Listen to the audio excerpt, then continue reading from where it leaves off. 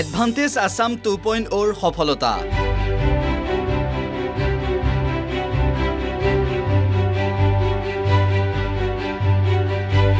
মুখ্যমন্ত্ৰীৰ পদক্ষেপত সুখী ৰাজ্যৰ আগৰ উদ্যোগী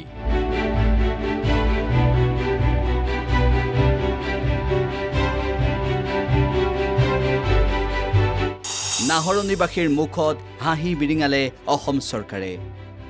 এডভান্টেজ আছামৰ দ্বিতীয় দিনটোত উজনি অসমৰ লাখ লাখ লোকৰ মুখত হাঁহি বিৰিঙালে অসম চৰকাৰে বিশেষকৈ আগৰ উদ্যোগৰ সৈতে জড়িত লোকসকলৰ বাবে ভাল খবৰ কঢ়িয়াই দিলে এই অভিলাষী এডভান্টেজ আছামে মুখ্যমন্ত্ৰী হিমন্ত বিশ্ব শৰ্মাৰ প্ৰত্যক্ষ নেতৃত্ব আৰু উদ্যোগ বিভাগৰ সদস্যৰ বাবে লাখ লাখ আগৰ উদ্যোগৰ সৈতে জড়িত লোকৰ দীৰ্ঘদিনীয়া সমস্যাৰ অন্ত পৰিল ওলাল সমাধান সূত্ৰ এতিয়াৰ পৰা এইসকল ব্যৱসায়ীয়ে ফলিয়া তুহ আৰু খৰিৰ ব্যৱহাৰ কৰাৰ পৰিৱৰ্তে গেছৰ ব্যৱহাৰেৰে আগৰৰ তেল নিষ্কাশনৰ কাম কৰিব পাৰিব ৰাহি হ'ব সময় বাঢ়িব লাভ পূৰ্বৰ ব্যৱস্থাত অধিক সময়ৰ প্ৰয়োজন হৈছিল আগৰ উদ্যোগৰ সৈতে জড়িত লোকসকলৰ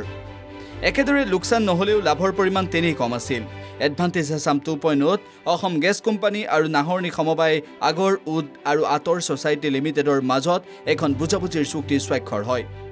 এই বুজাবুজিৰ চুক্তি অনুসৰি অনাগত দিনত আগৰ ব্যৱসায়ীসকলক অসম গেছ কোম্পানীৰ তৰফৰ পৰা প্ৰয়োজনীয় গেছৰ যোগান ধৰি তেওঁলোকৰ ব্যৱসায় আগবঢ়াই নিয়াৰ ক্ষেত্ৰত সহায় কৰিব অসম চৰকাৰৰ এই পদক্ষেপৰ দ্বাৰা আগৰ ব্যৱসায়ীসকলৰ এটা দীৰ্ঘদিনীয়া অভাৱ পূৰণ হ'ল এপ্ৰিল মাহৰ 19-20 তাৰিখৰ পৰা আৰম্ভ হ'ব গেছ কোম্পানীৰ কাম এই ক্ষেত্ৰত বিশেষভাৱে পদক্ষেপ গ্ৰহণ কৰিছিল ক্ৰীড়া সংগঠক তথা সমাজকৰ্মী পৰীক্ষিত দত্তৰ নেতৃত্বতে নাহৰণি সমবায় আগৰ উদ আৰু আতৰ ছ'চাইটি লিমিটেডৰ বিষয়ববীয়াই উদ্যোগ মন্ত্ৰীৰ সৈতে বৈঠকত বহি এই বিষয়ে আলোচনা কৰিছিল আৰু তাৰ পিছতেই উদ্যোগ বিভাগে বুজাবুজিৰ চুক্তিৰ ব্যৱস্থা কৰিছিল উল্লেখ্য যে বিভিন্ন সময়ত নাহৰণি সমবায় আগৰ উদ আৰু আতৰ ছ'চাইটি লিমিটেডৰ বিষয়ববীয়াই গেছ লাইনৰ বাবে আবেদন কৰি আহিছিল যদিও অৱশেষত এডভান্টেজ আছামত তাৰ সুফল লাভ কৰিলে আন বিষয়ৰ লগতে এডভান্টেজ আছাম 2.0 অগৰু কাঠৰ উপচাৰ আৰু মূল্য সংযোজন অসমৰ পৰৱৰ্তী বৃহৎ সুযোগ বিষয়টো এটা বিশেষ ছেছনৰ আয়োজন কৰা হৈছিল য'ত পুংখানুপুংখভাৱে সকলো বিষয় আলোচনা কৰা হয় ইয়াৰ পূৰ্বেও অসম চৰকাৰে ইতিমধ্যে 2020 চনৰ অসম আগৰুদ প্ৰচৰণ নীতিৰ জৰিয়তে আগৰুদ খেতি প্ৰস্তুতকৰণ আৰু ব্যৱসায় সহজ কৰি তুলিছিল আমাৰ এডভান্টেজ আছামৰ যোগেদি আমাৰ আচলতে অসম চৰকাৰে হওক বা কেন্দ্ৰীয় চৰকাৰে হওক যথেষ্টখিনি এটা আমাৰ আশাৰ ৰেঙনি আমি দেখিছোঁ বিশেষকৈ আমাৰ আগৰ ব্যৱসায়লৈ আমাৰ আশাৰ ৰেঙনি আহিছে উদ্যোগ মন্ত্ৰী ডাঙৰীয়াই যথেষ্ট তৎপৰতাৰ সৈতে আমাৰ সন্মুখতে থাকি আমাৰ ONGCৰ ঊৰ্ধ্বতম বিষয়ববীয়াসকলৰ লগত আমাৰ যি MOU চুক্তি সেই চুক্তি স্বাক্ষৰ কৰাই দিলে আমাৰ ইয়াত যি আগৰৰ ইণ্ডাষ্ট্ৰি আমাৰ ইয়াৰ উৎপত্তিস্থল হিচাপে আমাৰ ইয়াত যথেষ্টখিনি মানে ব্যৱসায়ত জড়িত হৈ আছে আমাৰ আনুষ্ঠানিকভাৱে এতিয়া আমাৰ যোৱা বছৰ এটা গণনা কৰিছিল আমাৰ উদ্যোগ বিভাগৰ তৰফৰ পৰা 216টামান আমাৰ গোলাঘাট ডিষ্ট্ৰিক্টৰ নাহৰণ বিশেষকৈ ইণ্ডাষ্ট্ৰি আছে ইউনিট যিটো আগৰ আমি ডিষ্টিংশ্যন কৰা যায় গতিকে তাৰ লগত প্ৰত্যক্ষ আৰু পৰোক্ষভাৱে মোটামুটি আগৰ খেতিৰ পৰা আৰম্ভ কৰি যদি ধৰা যায় তেতিয়াহ'লে আমাৰ গোলাঘাট ডিষ্ট্ৰিক্টৰ পৰা উজনি অসমত প্ৰায় 4.5 লাখৰ পৰা 5 লাখ ব্যক্তি ইয়াত জড়িত হৈ আছে 1971 চনতে আগৰ ব্যৱসায় আৰু খেতিয়কৰ সমস্যা সমাধানৰ অৰ্থে প্ৰতিষ্ঠা লাভ কৰিছিল নাহৰণি সমবায় আগৰ উদ আৰু আতৰ ছ'চাইটি লিমিটেডে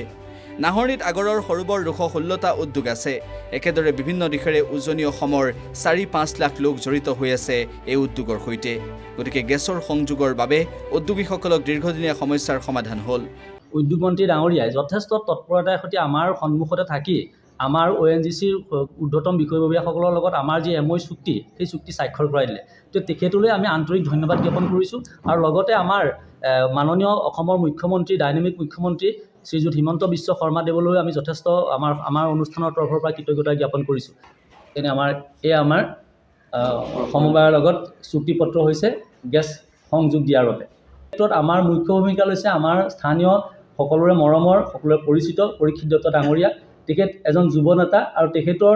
সবল নেতৃত্বতে আমি সকলোৰে লগত সাক্ষাৎ কৰি আমাৰ এই কামখিনি আমি হাসিল কৰিব পাৰিছোঁ আমি আশা কৰোঁ তেখেতক আমি কৃতজ্ঞতা জ্ঞাপন কৰিছোঁ আৰু লগতে তেখেতৰ উজ্জ্বল ভৱিষ্যত কামনা কৰিছোঁ গতিকে গেছৰ সংযোগৰ বাবে উদ্যোগীসকলৰ দীৰ্ঘদিনীয়া সমস্যাৰ সমাধান হ'ল যাৰ বাবে তেওঁলোকৰ মুখত বিৰিঙিব হাঁহি bureau report the news plus যিকোনো খবৰৰ বাবে যোগাযোগ কৰক 7099017330 লগতে 7099017110 নম্বৰত